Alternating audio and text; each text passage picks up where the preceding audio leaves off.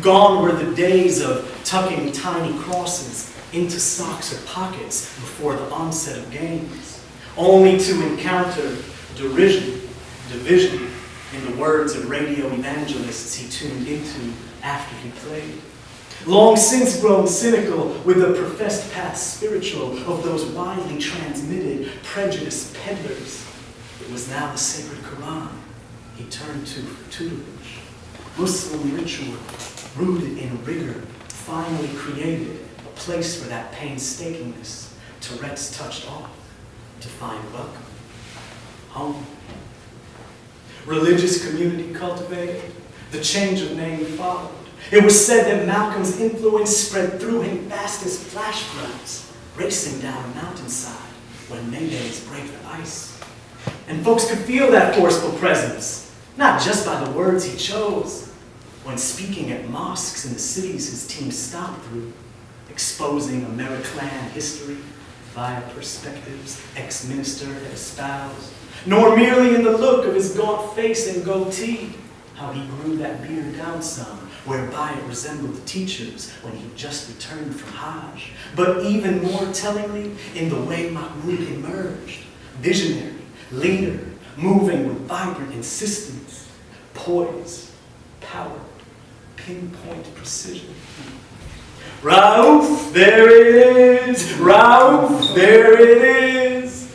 Denver crowd would chant so loud in a fitting remix of that corny pop hit whenever he drank an impressive tray and looked on his way to taking over the game. He quickly became more celebrated than ever, winning Most Improved Player that third year in the league, first with new title. He changed his jersey number from 3 to 1, casting away Holy Trinity illusions maybe for the monotheistic message a Muslim path mandates. He regularly hooped through the course of Ramadan, fasting dawn to dusk every day for a month, usually dropping from an already sparse 160 pounds to an almost unfathomable 140, if that, yet holding his own, despite the disapproving groans of his suspicion-prone Presbyterian coach. Around the same time, he started taping over his sneakers logo to no more give any white-collar pimps even a moment of free promo. I mean, shoot lights out versus the very best. Lead the league's youngest team to consecutive playoff berths, but not be offered a shoe deal like every other guard with as all-star a stat line? Why on earth rep any brand name pillagers, freshly polished sweatshop leathers? Now his team, newly taught, ravages wrought by global capital. Care of pamphlets picked up at indie bookshops in Manhattan or PBS documentaries on maquiladora manufacturing. Mahmoud's rejection of corporate collusion appealed to me far more than popular players posing for their fast car or fine clothes endorsements. But not even this act of ground floor dissent could foretell the fallout once the NBA found out Mahmoud wasn't standing for the national anthem. When after warm-ups, but before opening tip, 20,000-seat gyms briefly become patriotism's bastions, Army-sponsored, settler-approved. Mahmoud would often slide back to the locker room. If he stayed on the court, he'd extend his stretching routine. And if he finished that up, yep, he'd sit down for the song. Alone, on the bench, as fellow players stood solid. Statues, soldiers.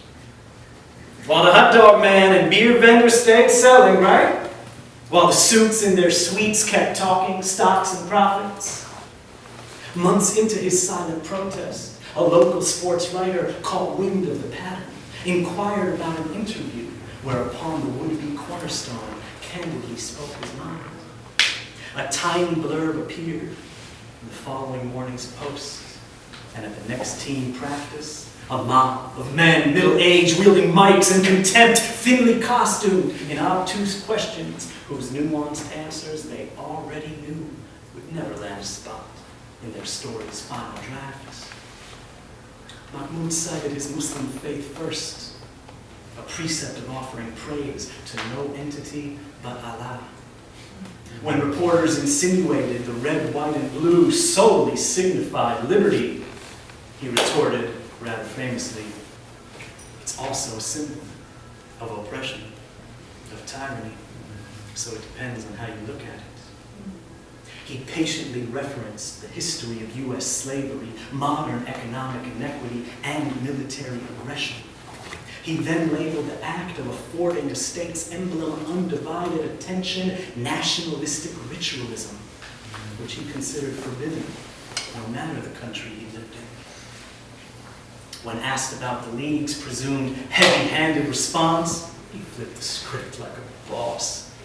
It's constitutional to burn flags, so why give me a problem for not standing?